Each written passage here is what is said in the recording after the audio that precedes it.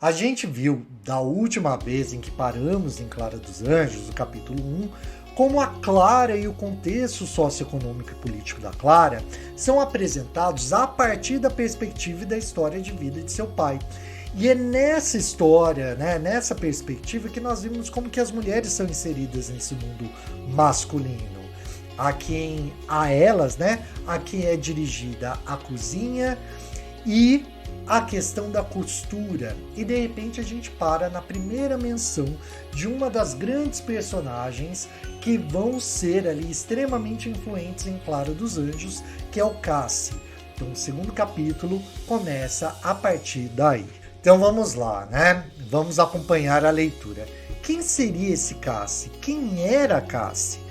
Cassie Jones de Azevedo era filho legítimo de Manuel Borges de Azevedo e Salustiana Baeta de Azevedo. O Jones é que ninguém sabia onde ele o fora buscar, mas usava-o desde os 21 anos, talvez, conforme explicavam alguns, por achar bonito o apelido inglês. O certo, porém, não era isso. A mãe, nas suas crises de vaidade, dizia-se descendente de um fantástico Lord Jones, que fora cônsul da Inglaterra em Santa Catarina, e o filho julgou de bom gosto britanizar a firma com o nome do seu problemático e fidalgo avô.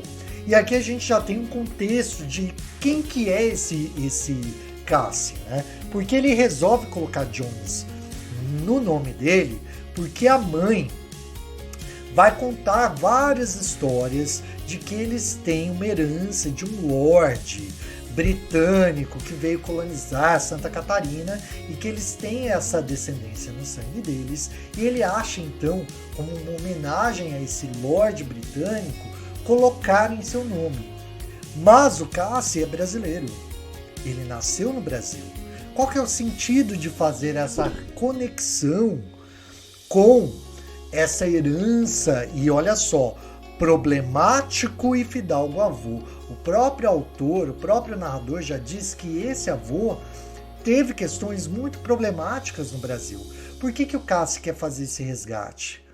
É porque ele entra com uma questão de superioridade, né, entre aspas, de descendência sanguínea, que era muito passada na época, né? A questão do determinismo social, a questão da ciência interferindo, né? A questão do positivismo, interferindo na percepção das pessoas em relação às etnias. Eles acreditavam que existiam raças superiores, raças inferiores. É assim que o próprio Hitler, né, vai basear muito das suas propostas contra os judeus.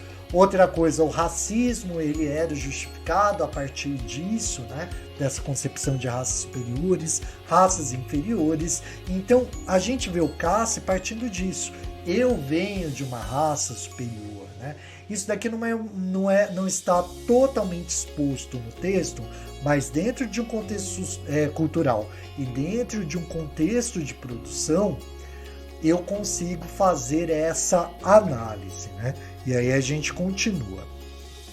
Era Cassie um rapaz de pouco menos de 30 anos, branco, sardento, insignificante de rosto e de corpo, e conquanto fosse conhecido como consumado modinhoso, além de o ser também por outras façanhas verdadeiramente ignóbeis, não tinha as melenas da virtuose do violão, nem outro qualquer traço de Capadócio. Então ele coloca aqui o Cassie como uma pessoa extremamente medíocre, sem talento nenhum e nem de beleza, né, ele se destacava. Vestia-se seriamente, segundo as modas, da Rua do Ouvidor, mas pelo apuro forçado e o degagê suburbanos, as suas roupas chamavam a atenção dos outros, que teimavam em descobrir aquele aperfeiçoadíssimo Brandão das margens da central que lhe talhava as roupas. A única pelintragem adequada ao seu mistério que apresentava consistia em trazer o cabelo ensopado de óleo e repartido no alto da cabeça, dividido muito exatamente ao meio, a famosa pastinha. Não usava topete, nem bigode. O calçado era conforme a moda, mas com os aperfeiçoamentos exigidos por um elegante dos subúrbios, que encanta e seduz as damas com seu irresistível violão. Então a gente vê ali como o Cassi era muito vaidoso, né? E ele se vestia bem, mas conforme o narrador diz aqui, ele se vestia bem para alguém que estava numa área do subúrbio, para alguém que estava num contexto socioeconômico de classe média, classe baixa. Para alguém que estava num contexto socioeconômico de classe média ou classe baixa. E a única coisa que as pessoas olhavam, a roupa, era para saber quem que era a pessoa que fazia. Ele enchia o cabelo de óleo. E aí a outra coisa, então tudo isso para a gente entender que ele era uma pessoa extremamente exagerada. Então quando o narrador constrói e o autor constrói a figura do Cassi, a gente vai ver ali como uma pessoa medíocre, sem talento algum, pelo que está exposto aqui, extremamente exagerado, vaidoso, mas sem motivo de o ser. E aí a gente tem um dos elementos principais aqui. Ele encanta e seduz as damas com seu irresistível violão, para o qual, já havia dito aqui, ele não tem talento nenhum. Então, quando ele seduz as damas com seu irresistível violão, ele seduz por ele ser essa figura exagerada, essa figura bem vestida para uma pessoa que está ali dentro de um contexto socioeconômico de precariedade, mas ele não tem nada. Se nós fôssemos olhar com essa perspectiva do narrador, o Cassi não teria nada demais. Pelo contrário, ele só tem de menos. Então é interessante porque o narrador já começa criticando o Cassi, porque aí a gente vê, e aí a gente tem uma exposição das ideias do narrador, mas de uma maneira muito indireta. Tá? Era bem misterioso esse seu violão, era bem um elixir ou talismã de amor, fosse ele ou fosse o violão, fossem ambos conjuntamente, o certo é que no seu ativo, o Sr. Cassie Jones, de tão pouca idade, relativamente, contava perto de 10 defloramentos e a sedução de muito maior número de senhoras casadas. Então Cassie Jones era um conquistador barato, né? Era uma pessoa sem o mínimo de responsabilidade emocional que estava ali em uma época em que a mulher perder a virgindade era um sinal de imoralidade e desgraça para a família. Ele já tinha, né, se deitado com 10 mulheres virgens, né, e seduzido um número muito maior de mulheres casadas. Então a gente vê ali que o Jones, além dele ser essa figura exagerada, medíocre enquanto talento, ele era uma pessoa sem caráter algum. Né? E aí a gente vê o sem caráter justamente pela questão, né, da sedução de mulheres casadas e da questão do defloramento. E quando a gente está colocando esse texto dentro daquela época de produção de escrita, nós estamos falando ali de 1917, 1920, é uma época de extremo moralismo. E se nós pensássemos na época de hoje também, né? O que a traição faz? A traição, ela vem com a mentira, né? Então a gente ainda tem, mesmo pensando hoje, né? A gente tem ali ele sendo um elemento que vai causar a traição de uma pessoa, né? Ótimo. Então, voltando aqui, todas essas proezas eram quase sempre seguidas de escândalo nos jornais, nas delegacias, nas pretorias, mas ele, pela boca dos seus advogados, injuriando as suas vítimas, empregando os mais ignóbeis meios da prova de sua inocência no ato incriminado, conseguia livrar-se do casamento forçado ou de alguns anos na correção. Então, quando ele era pego, e aí vamos supor, a mulher para quem ele tinha prometido mundos e fundos, e aí ela perdeu a virgindade com ele, entre aspas, né? Teve essa primeira relação sexual com o Cassi e esperando que ele se casasse com ela e tudo mais, e ela vai cobrar isso, o que ele fala? Ele chama advogado, ele volta a atenção para a vítima, porque é ela que não presta, é assim por diante, porque a gente diz aqui que ele emprega, né, injuria suas vítimas. Então ele fala que elas que não têm moral e que ele a teria. E aí ele escapa de casamento, ele escapa de anos na correção, porque traição era crime. A gente tem todo um contexto da época também em questão de leis e moralidade. Quando a polícia ou os responsáveis pelas vítimas, pais, irmãos, tutores, punham-se em campo para processá-lo convenientemente, ele corria à mãe, Dona Salustiana, chorando e jurando a sua inocência, asseverando que a tal fulana, qualquer uma das vítimas, já estava perdida por esse ou por aquele que for uma cilada que lhe armaram para encobrir o mal feito por outrem e por o saberem de boa família, etc, etc. Então, quando ele era pego, ele assumia a responsabilidade, ou ele encarava os erros, né, ou a maldade que ele tinha feito? Não. Ele era, aí a gente tem aqui, ele como um covarde, ele vai até a mãe e ele começa a chorar falando, eu sou a vítima, eu que sou enganado, aquela mulher já era uma mulher que já tinha se deitado com outros homens, ela não era virgem nada, e eles viam que eu sou de boa família, né? E aí a gente vê esse contexto dessa questão do preconceito sanguíneo, né? Dessa questão hereditária, dessa raça superior, porque aí essas pessoas que vão ter essa descendência e vão estar no Brasil olhando, mesmo sendo brasileiros, nascendo no Brasil, eles vão olhar torto para os outros brasileiros só porque eles têm uma descendência de 1000 anos atrás de um bisavô, tataravô, que veio da Itália, da França, da Espanha ou da Inglaterra. Eles vão se colocar como pessoas tão acima dos brasileiros que vai ter uma ideia de que as outras pessoas querem nos explorar pelo nosso nome, pelo nosso sangue, pela nossa boa família. Sendo que eles nasceram no Brasil, eles estão dentro de um bairro de classe média baixa, né? E eles não têm razões para ficar vivendo dessa descendência, mas eles usam isso como se fosse uma âncora para não só os diferenciarem dos outros, né, como somos superiores, mas também para se colocarem de vítima, né? Essa pessoa, lógico que essa pessoa veio até mim porque eu tenho sangue nobre, né? Então a gente tem todo esse contexto que vai dizer muito do Brasil pós abolição da escravatura e pós República, né? Proclamação da República.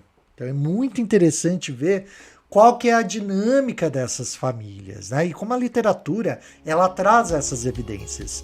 Em geral, as moças que ele desonrava eram de humilde condição e de todas as cores. Não escolhia. A questão é que não houvesse ninguém na parentela delas capaz de vencer a influência do pai mediante solicitações maternas. Então Cassi, ele é um predador, cara de pau, né? Que ia ter essa ação predatória contra essas meninas porque ele escolhia a vítima a dedo. Ele escolhia meninas de famílias sem influência social e política, porque aí quando elas iriam reclamar na polícia ou caso iria parar na delegacia, o pai dele interferia, porque a mãe chorava e ia atrás do pai para o pai resolver, e o pai do Cassi tinha influência. E aí, por causa da influência do pai do Cassi, o Cassi não era responsabilizado pelos seus atos e podia continuar, né, a tirar a virgindade e a se deitar com mulheres casadas numa época extremamente moralizadora, sem que ele fosse atingido por nada disso em questão legal, que ele fosse preso, que ele fosse obrigado a se casar com alguma dessas vítimas. E aí a gente tem ali exatamente um painel moral. E olha que interessante. Do pai da Clara, a gente não tem painel moral. Da Clara, da mãe, a gente não tem painel moral de ninguém, entre aspas, né? Mas a gente já tem um painel moral do Cassi. E aqui o Lima exibe uma característica até bem realista, né? De colocar a pessoa que vai ser um representante de uma certa corruptela humana, de caráter, que faz parte dessa questão da denúncia social, tanto do pré-modernismo como do realismo, mas já quando apresenta essa pessoa, já dentro da perspectiva do julgamento moral dessa pessoa. E aí nós temos aqui a mãe, recebia-lhe a confissão, mas não acreditava. Entretanto, como tinha suas presunções fidalgas, repugnava-lhe ver o filho casado com uma criada preta, ou com uma pobre mulata costureira, ou com uma moça branca lavadeira e analfabeta. E aí a gente tem o preconceito correndo solto aqui, né? Então, tanto Cassi como a família do Cassi vai se entender como superior dentro do local em que eles se encontram. Eles estão numa área de comunidade, mas eles se acham superiores a todas aquelas pessoas porque eles têm essa descendência desse fidalgo inglês. Então, quando Cassi falava, chegava a mãe, eu sou uma vítima, a mãe não acreditava. Porque ela sabia o filho que ela tinha, que não prestava. Entretanto, a mãe não conseguia aceitar que o filho dela, descendente desse fidalgo inglês, com esse sangue nobre, ela não podia aceitar que ele se casasse. Aí a gente tem o racismo. Criada preta, pobre mulata costureira. A gente tem racismo e preconceito de classe. Como que o meu filho vai se casar com uma simples costureira, né? Ou com uma moça branca lavadeira e analfabeta. A gente tem preconceito de classe aqui e preconceito de letramento. Então ela pega e ela julga essas pessoas como inferiores. Inferiores a ela, inferiores à família dela e indigna desse contato. Então, mesmo ela sabendo que o filho dela não prestava, ela não ia conseguir admitir o filho dela casado com nenhuma dessas figuras. Então a gente tem o preconceito que perpassa a sociedade brasileira do Rio de Janeiro de 1917, 1920 ali. E como que isso fica evidente no texto do Lima Barreto. Graças a esses preconceitos de fidalguia e alta estirpe, não trepidava em ir empenhar-se com o marido a fim de livrar o filho da cadeia ou do casamento pela polícia. Mas é a sexta moça, Salustiana, o marido dela, falando, né? Qual que? Calunia-se muito. Qual calúnia com nada? Este rapaz é um perverso, é um sem vergonha. Eu sei o nome das outras. Olha, Inês, aquela crioulinha que foi nossa copeira e criada por nós. A Luísa, que era empregada do Dr. Camacho. A Santinha, que ajudava a mãe a costurar por fora e morava na Rua Valentim. A Bernarda, que trabalhava no Joie de Vivre. Mas tudo isso passou, maneco. Você quer que o seu filho vá para a cadeia? Por que casar-se com essas biraias? Ele não se casa, eu não quero. Era preferível que ele fosse para a cadeia. Ao menos não estava desmoralizado todo dia a casa. Então olha só que a gente tem um contexto ali da conversa da mãe e do pai. Então, eles sabem que o filho não presta. Só que a mãe fala, eu não aceito que ele se case com essas pessoas, porque ela tem todos esses preconceitos. E o pai fala, é melhor ele na cadeia, né? Porque ela fala assim, não, você quer que ele se case? Porque eu não vou aceitar que ele se case. Então ele vai pra cadeia. E aí o pai fala, bom, que pelo menos ele vá pra cadeia, porque aí ele não chega e passa por mais, né, desmoralização. Aí vem, né, a continuação da conversa. Pois você... faça o que quiser. Se não der os passos, eu dou. Vou procurar o meu irmão, o Dr. Baeta Picanço, rematava a mulher com orgulho. O pai desse Cassi era verdadeiramente um homem sério.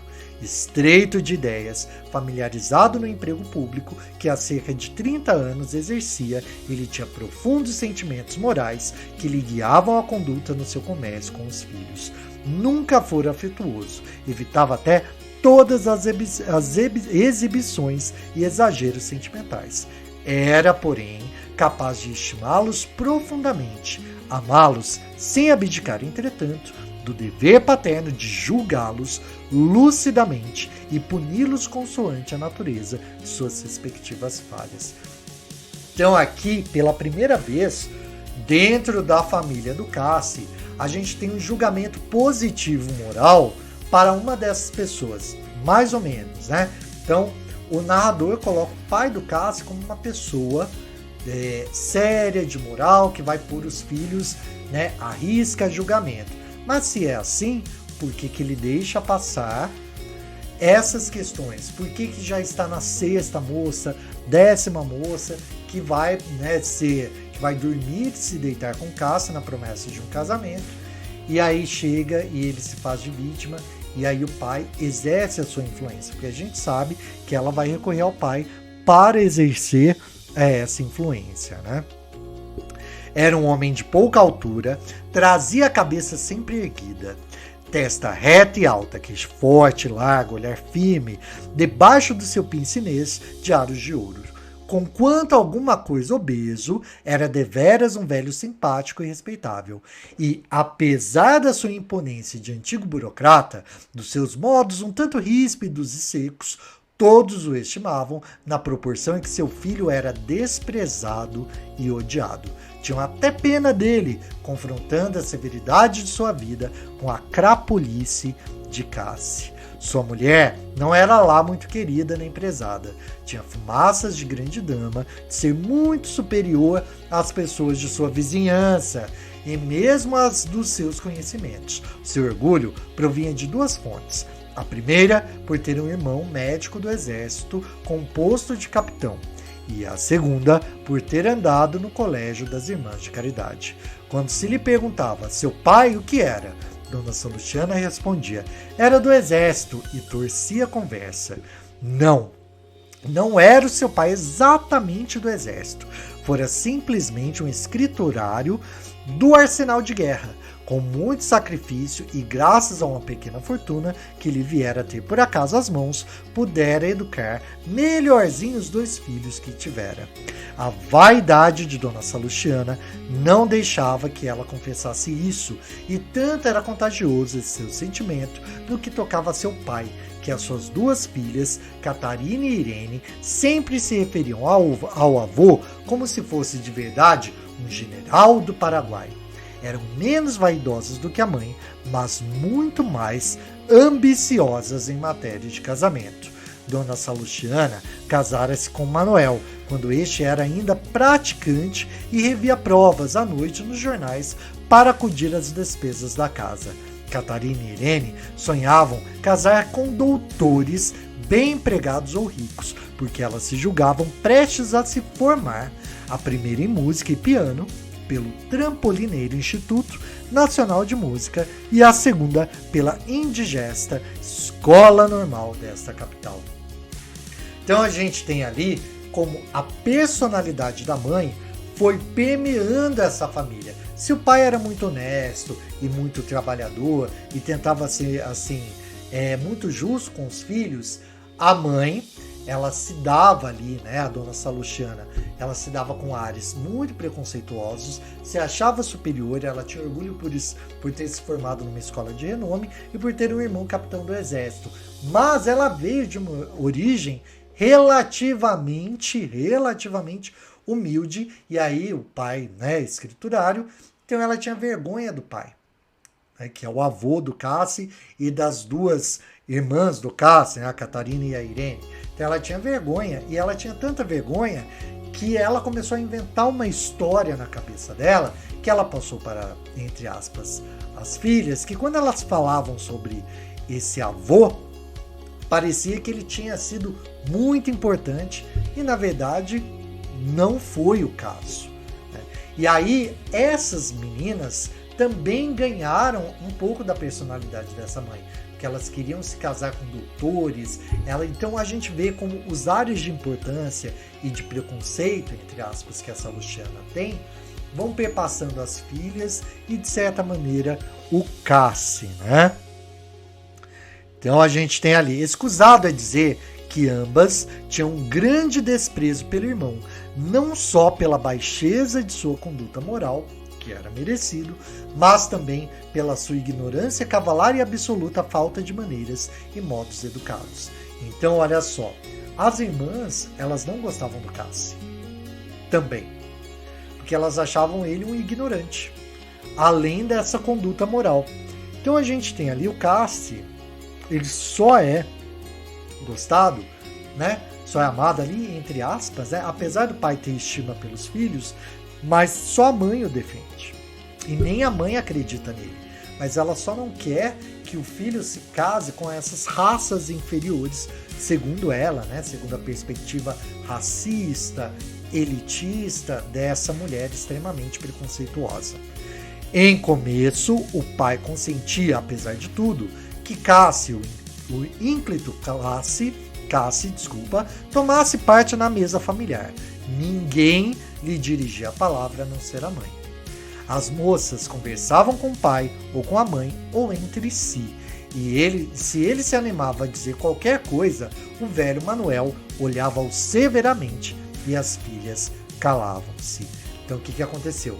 Mesmo com tudo isso, teve um momento que até o Cássio era mais ou menos aceito na mesa de jantar da família, né, comendo. Só a mãe conversava com ele e se ele se atrevesse a falar de alguma coisa para todos da mesa, o pai o repreendia, tipo, você não tem que falar aqui, e as irmãs ficavam em silêncio. Houve um acontecimento doloroso, provocado pela perversidade de Cassi, que fez o pai tomar a deliberação extrema de expulsá-lo de casa e da vida doméstica. Não foi expulso de todo, devido à intervenção de Dona Salustiana, mas o foi em meio.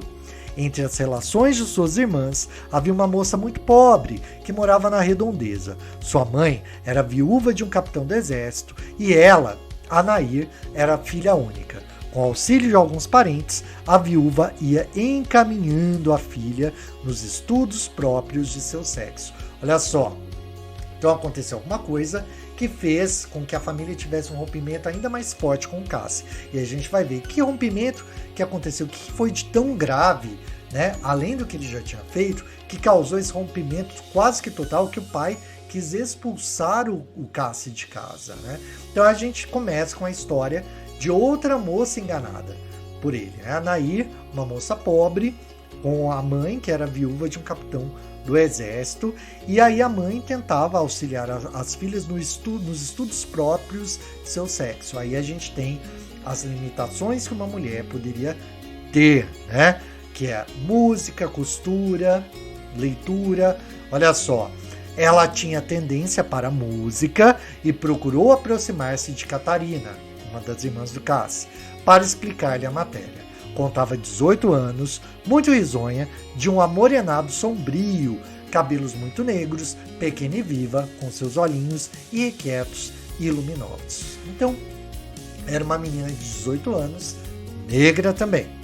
Cassi a viu e logo a teve como boa presa, apesar de não ser totalmente sem apoio. Quis entabular namoro na própria casa do pai, quando Nair vinha receber as lições da irmã dele. Esta, porém, percebendo a manobra, proibiu-lhe, sob ameaça de contar ao pai, que se ele viesse à sala quando estivesse dando lição a Nair. O nome do pai apavorava Cassi, não que o estimasse, e por isso o respeitasse deveras, mas porque o velho, severo como era, bem podia pô-lo de vez na rua. Então a irmã começou a perceber que o Cassi começou a ver a Nair como uma presa. E aí ela falou, olha, se você vier aqui ficar sondando a Nair, falar para o pai. E aí a gente vê que o Cassi não amava o pai. Ele não estimava o pai.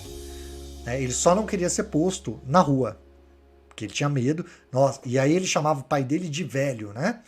Se isso viesse a acontecer, não teria para onde ir e o pouco que ganhava no jogo, em brigas de galos e em comissões de agente de empréstimos, etc., seria absorvido para casa e comida, pouco ou quase nada sobrando para roupas, sapatos e gravatas. Ele, sem isto tudo, estava perdido. Adeus, amor. Se o quisesse, tinha que pagar. Considerando tal hipótese, não relutou em obedecer à irmã, mas começou a cercar Nair por fora. Quando ela ia sair, precedia, ficava na porta da padaria, cumprimentava.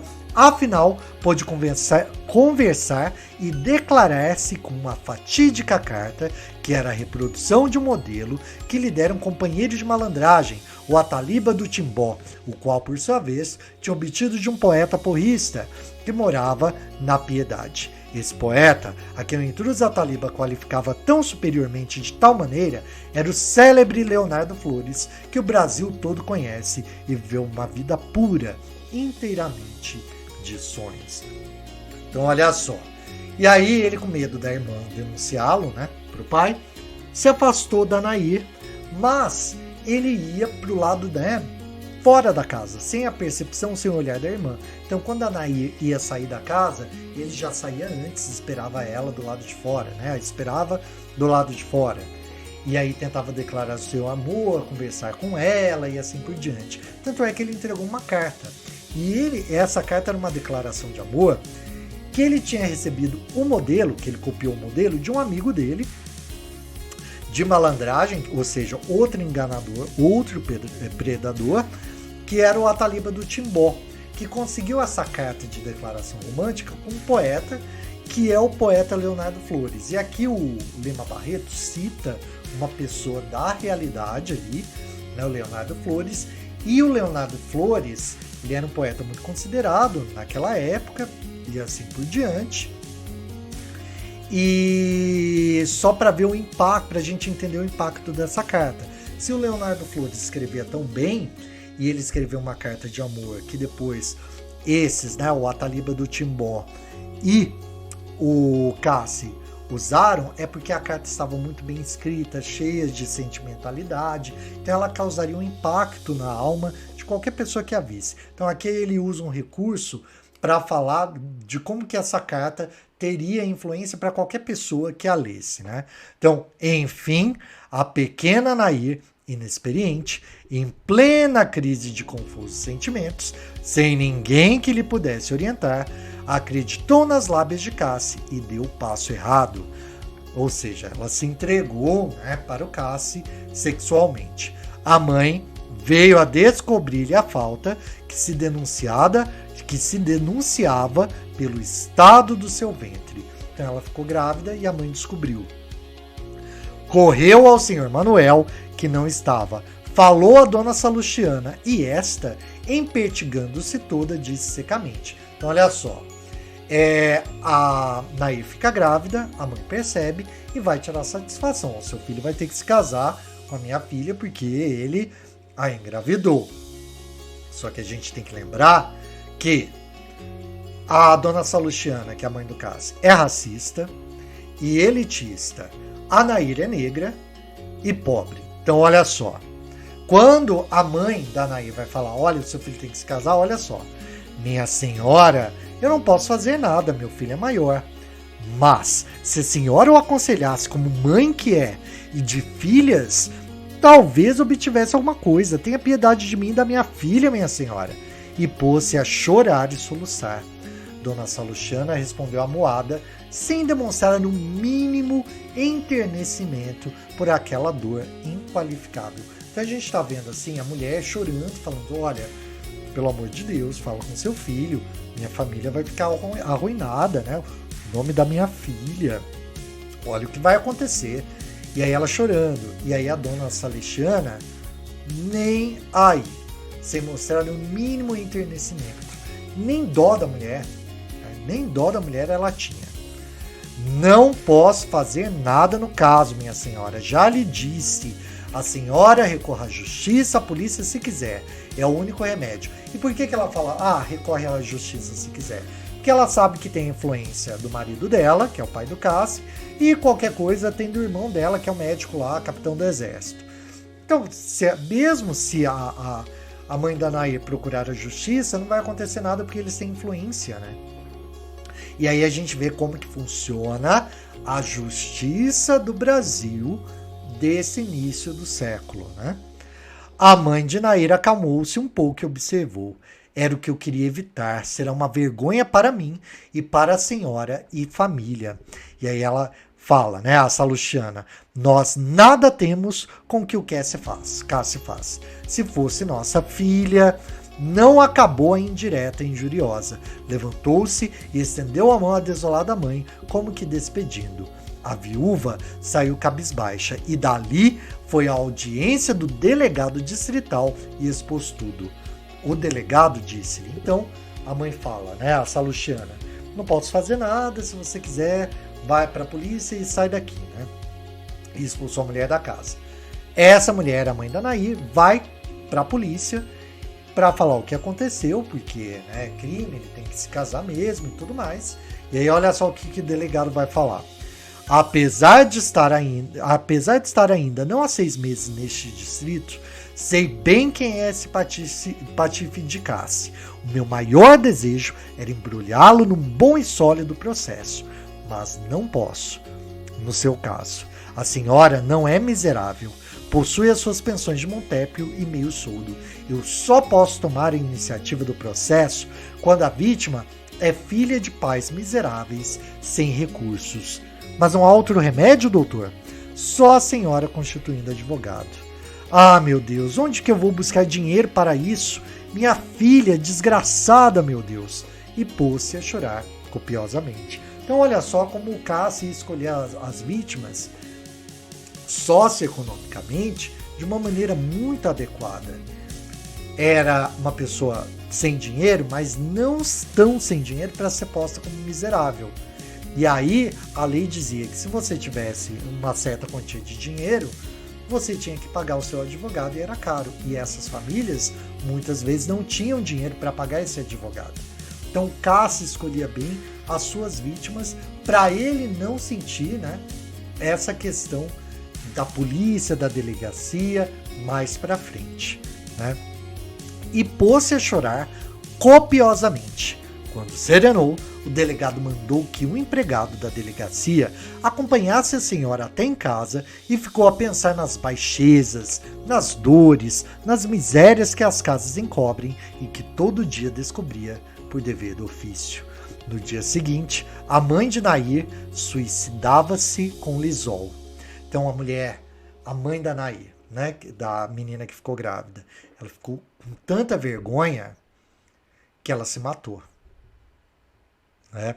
Os jornais esgravataram o acontecimento e contaram as causas do suicídio com todos os pormenores. Porque a mãe da Nair não ia ter como pagar advogado, a filha dela ia ficar falada naquela sociedade inteira, as pessoas viravam a cara, cuspiam em mulher que engravidava, não tinha, né, como se casar depois, a pessoa era isolada e a mãe não aguentou.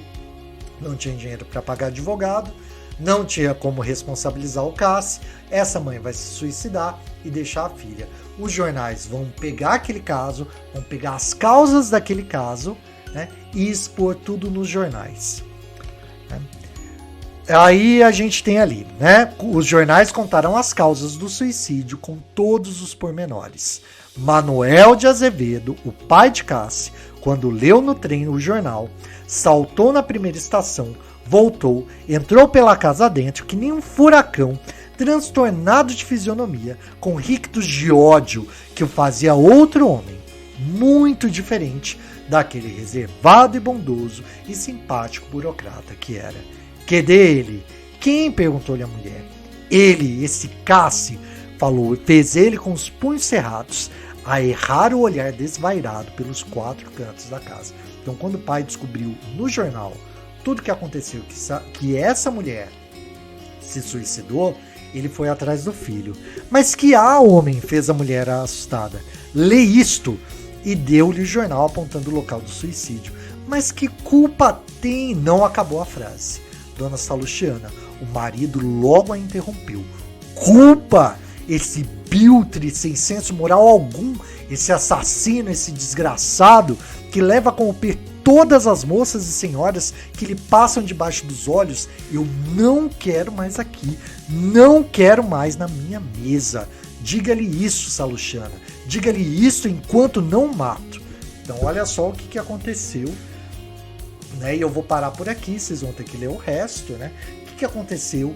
Porque a gente leu que o Cassi, ele foi meio expulso. O que é esse meio expulso? Como que ficou a relação do pai desde então? E a mãe? O que as irmãs vão achar disso? Quando o Cassi e o pai se encontrarem, o que vai acontecer? Então é isso que eu quero que vocês leiam. Os exercícios também vão tratar um pouco disso. E eu fico por aqui.